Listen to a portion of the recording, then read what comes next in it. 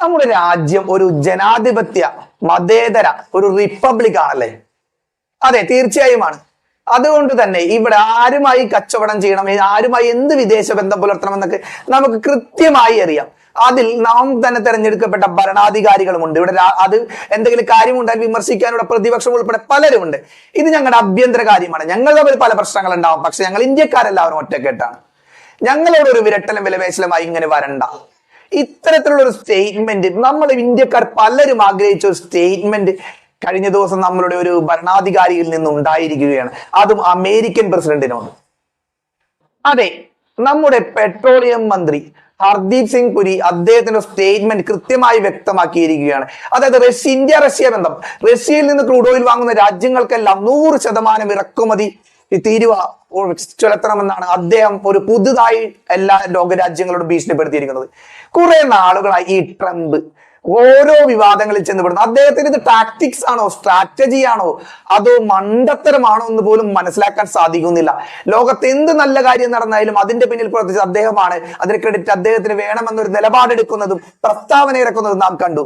എന്നാൽ നമ്മുടെ ഇന്ത്യയുടെ ആഭ്യന്തര കാര്യങ്ങളിൽ നമ്മുടെ പ്രശ്നങ്ങൾ ഇടപെടുത്ത് കാണുമ്പോൾ നാം ഓരോ ഇന്ത്യക്കാർക്കും അദ്ദേഹത്തിനോട് എന്താ പറയുന്നത്, ഇന്ത്യൻ ഗവൺമെന്റ് തിരിച്ചൊരു സ്റ്റേറ്റ്മെന്റ് പറയണമെന്ന് ആഗ്രഹിച്ചിരുന്നു. നമ്മുടെ ഇന്ത്യ പാകിസ്ഥാൻ കോൺഫ്ലിക്റ്റ് അടക്കം അതിന്റെ ഒരു മീഡിയേറ്റർ ആയിട്ട് നിന്ന് ട്രംപ് ആണെന്ന് ട്രംപ് പറയുകയുണ്ടായി. പക്ഷേ ഇന്ത്യൻ ഗവൺമെന്റ് ഒരിക്കലും അത് അംഗീകരിച്ചിരുന്നില്ല. ഇന്ത്യയും പാകിസ്ഥാനും മാത്രം ഇടപെട്ട് പാകിസ്ഥാൻ അപേക്ഷിച്ചതുകൊണ്ട് മാത്രമാണ് നമ്മൾ അങ്ങനെ ഒരു സീസ് ഫയറിനെ തയ്യാറായതെന്നും ഇന്ത്യൻ ഭാഗത്തു നിന്നുള്ള മറുപടി അങ്ങനെ ആയിരുന്നു എന്നാണ് ഞാൻ മനസ്സിലാക്കുന്നത്. പിന്നെ കഴിഞ്ഞ ദിവസം ഇസ്രായേൽ ഇറാൻ കോൺഫ്ലിക്റ്റിലും അമേരിക്ക ഇടപെട്ടു. അമേരിക്കയാണ് ഇതൊക്കെ തീർത്തെന്ന് പറയുന്നത്. പക്ഷെ അമേരിക്കയുടെ B-2 ബോംബറുകൾ കാണാതായി, പോയ വഴിക്ക് കാണാനില്ല എന്നും ഒക്കെ പല മാധ്യമങ്ങളിലും വാർത്ത വന്നിരുന്നു. സത്യമോ വിദ്യമോ അറിയില്ല. പക്ഷെ അങ്ങനെ ലോക പോലീസ് ചമയാൻ വന്നു കഴിഞ്ഞാൽ, ഇന്ത്യയുടെ നേരെ ലോക പോലീസ് ചമയ വന്നു കഴിഞ്ഞാൽ അത് നടക്കില്ല എന്നൊരു സ്റ്റേറ്റ്മെന്റിലൂടെ വ്യക്തമാക്കിയിരിക്കുകയാണ് നമ്മുടെ പെട്രോളിയം മന്ത്രി. ആരുമായി കച്ചവടം ചെയ്യണം, ആരുമായി വ്യാപാര ബന്ധത്തിൽ ഏർപ്പെടണം എന്ന് ഇന്ത്യക്ക് കൃത്യമായി അറിയാം. അത് മാത്രമല്ല, ഇതിന്റെ അനന്ത സാധ്യതകൾ ഇന്ത്യക്ക് അറിയാം. ഭാവിയിൽ എന്ത് ചെയ്യണമെന്ന് ഇന്ത്യക്ക് അറിയാം. ഇന്ത്യയുടെ ഒരു വിരട്ടലും വിലപേശലും ഒന്നും വേണ്ട എന്നാണ് പറഞ്ഞിരിക്കുന്നത്. കൃത്യമായി ആ വാർത്തയിലേക്ക് വരാം. അതിനു മുമ്പ് ട്രംപിനോട് ഒരു കാര്യം പറഞ്ഞിട്ട്, ഇതൊരു എല്ലാ ഇന്ത്യക്കാരും ആഗ്രഹിച്ച ഒരു കാര്യമാണ്. റഷ്യയുമായി ക്രൂഡ് ഓയിൽ ഇറക്കുമതി രംഗത്ത് ഇന്ത്യ കൂടുതൽ ബന്ധപ്പെട്ട് കഴിഞ്ഞാൽ ഇന്ത്യക്ക് 100% തീരുവ ഏർപ്പെടുത്തി. ഇന്ത്യക്ക് മാത്രമല്ല, ലോകത്തിലെ എല്ലാ രാജ്യങ്ങൾക്കും 100% തീരുവ ഏർപ്പെടുത്തുമെന്നാണ് ട്രംപിന്റെ ഭീഷണി. പക്ഷെ ഈ ഭീഷണി നാം ഉൾക്കൊള്ളുന്നില്ല. ഇന്ത്യ റഷ്യയുമായിട്ട് കാലാകാലങ്ങളായുള്ള ബന്ധമാണ്. നമ്മൾ ഒരു ആവശ്യ സമയത്ത് സഹായിച്ചിട്ടുള്ളതും ഒരു ആവശ്യത്തിന് ഉപകരിച്ചിട്ടുള്ള റഷ്യ തന്നെയാണ്. നമുക്ക് നിസ്സംശയം പറയാം. ഇന്ത്യയുടെ രാഷ്ട്രീയ, ഭരണ, പ്രതിപക്ഷ, ജാതി, മത, ജനാധിപത്യ വിശ്വാസികൾ എല്ലാ ജനങ്ങളും ഒരു പക്ഷേ നമ്മുടെ രാജ്യത്തിന്റെ ഗവൺമെന്റിന്റെ കൂടെ നിൽക്കും. റഷ്യയുമായുള്ള എല്ലാ സഹകരണ ഇടപാടുകളിലും അമേരിക്കയുമായും സഹകരണമാവാം. പക്ഷെ ഒരു അടിമത്ത മനോഭാവമായിട്ടോ അല്ലെങ്കിൽ നാം ഹിസ്റ്ററിയിലൊക്കെ പഠിച്ചിട്ടുള്ള പോലെ ഒരു ന്യൂ കൊളോണിയലിസം അഥവാ പുതു കോളനി വാഴ്ചയായിട്ടുള്ള മാടമ്പിത്തരമായിട്ട് ഇന്ത്യയുടെ നേരെ വരാൻ നിന്നാൽ ഇത്തരത്തിലുള്ള ചുട്ട മറുപടികൾ തന്നെ കൊടുക്കണമെന്നാണ് ഒരു ഇന്ത്യക്കാരുടെ പക്ഷമെന്നാണ് ഞാൻ മനസ്സിലാക്കുന്നത്. ഇത് ഇന്ത്യ ക്രൂഡ് ഓയിൽ ഇറക്കുമതിയായി ബന്ധപ്പെട്ടാണ് ട്രംപിന്റെ ഈ ഒരു ഇത് വന്നാക്കുന്നത്. അതായത് റഷ്യയിൽ നിന്ന് ക്രൂഡ് ഓയിൽ ഇറക്കുന്ന രാജ്യങ്ങൾക്ക് 100% ചുങ്കം അല്ലെ തീരുവ ഏർപ്പെടുത്തണം എന്ന് ട്രംപിന്റെ ഭീഷണിക്ക് മുന്നിൽ വഴങ്ങാതെ ഇന്ത്യ, നമ്മുടെ പെട്രോളിയം മന്ത്രിയായ ഹർദീപ് സിംഗ് പുരിയുടെ കൃത്യമായ സ്റ്റേറ്റ്മെന്റ് ആണ്. എവിടെ നിന്നാണ് ഇന്ധനം വാങ്ങുന്നത്, ക്രൂഡ് ഓയിൽ വാങ്ങേണ്ടതെന്ന് ഞങ്ങൾക്കറിയാം. ഇപ്പോൾ തന്നെ ആഗോള ഊർജത്തിന്റെ ഒരു കേന്ദ്രം അല്ലെങ്കിൽ അതിന്റെ ഒരു വിപണന കേന്ദ്രം 16% വളർച്ച ഇന്ത്യയിൽ തന്നെയാണ്. അത് ഭാവി 25% വളർച്ചയും ഇന്ത്യയിൽ തന്നെയാവും. അതുകൊണ്ട് തന്നെ ആരിൽ നിന്നൊക്കെ ഇന്ധനം വാങ്ങണം അല്ലെങ്കിൽ ഇത്തരത്തിൽ നിന്ന് വാങ്ങണം എന്നൊക്കെ ഇന്ത്യക്കറിയാം. ഇങ്ങനെ ട്രംപ് ചുങ്കം തീരുവ ഏർപ്പെടുത്താൻ പോയാൽ, അതായത് ഇപ്പോൾ പ്രധാന എണ്ണ വിപണിക്കാരായ വെനിസ്വലയും ഇറാൻ പോലുള്ള രാജ്യങ്ങളൊക്കെ ട്രംപിന്റെ ഇറക്കുമതി ഈ ഒരു ഉപരോധം തുടരുകയാണ്.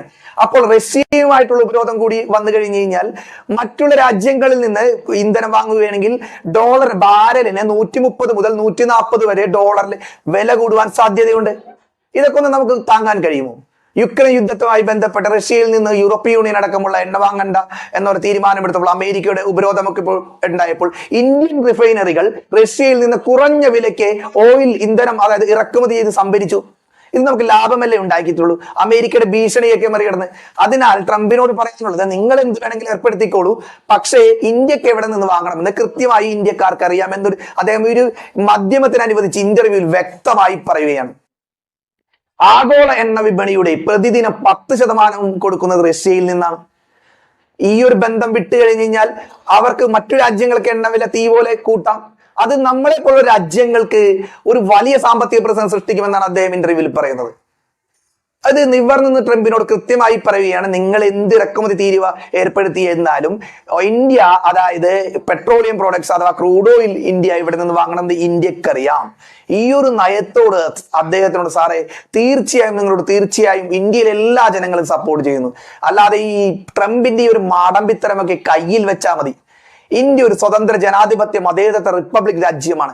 ഞങ്ങളുടെ വിദേശ നയവും ഞങ്ങളുടെ വിദേശ കച്ചവടവും ഇറക്കുമതിയും കയറ്റുമതിയൊക്കെ ഞങ്ങൾക്കറിയാം. പരസ്പര സഹകരണമാണെങ്കിൽ ഓക്കെ, പരസ്പര ബഹുമാനത്തോടു കൂടിയുള്ള പരസ്പര സഹകരണമാണെങ്കിൽ ഓക്കെ.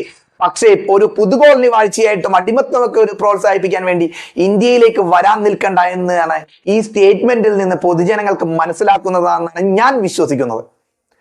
അപ്പോൾ ഇത്തരത്തിലുള്ള സ്റ്റേറ്റ്മെന്റ് കണ്ടപ്പോൾ തീർച്ചയായും ഇത് നിങ്ങളോട് പങ്കുവെക്കണമെന്ന് തോന്നി. ഒരുപക്ഷെ വീഡിയോയിലുള്ള ക്വാളിറ്റിയോ അല്ലെങ്കിൽ നിങ്ങളെ പറഞ്ഞ് മനസ്സിലാക്കാനുള്ള കൃത്യമായ ഒരു ഇത് സാധിക്കുന്നുണ്ടാവില്ല, അല്ലെങ്കിൽ വീഡിയോ ഒരു ലെങ്ത് കൂടി പോകുന്നുണ്ടാവും. കാരണം ഇതൊരു സാധാരണക്കാർക്ക് പോലും മനസ്സിലാവുന്ന രീതിയിൽ കൃത്യമായി പറഞ്ഞു തരണമെന്നാണ് ആഗ്രഹിക്കുന്നത്. അതിന്റെ ഇമ്പോർട്ടന്റ് പോയിന്റ്സ് ഒക്കെ ചിലപ്പോൾ ഒരു ആവർത്തനമൊക്കെ വന്നിട്ടുണ്ട്, അതൊക്കെ ഒന്ന് ക്ഷമിക്കുമല്ലോ. അതേപോലെ ഇതേപോലെ സമകാലീനമായ വാർത്തകൾ, അതായത് ഇൻഫോർമേറ്റീവ് വീഡിയോസുകളൊക്കെ നിങ്ങളുടെ മുമ്പിൽ ഇനിയും വരും.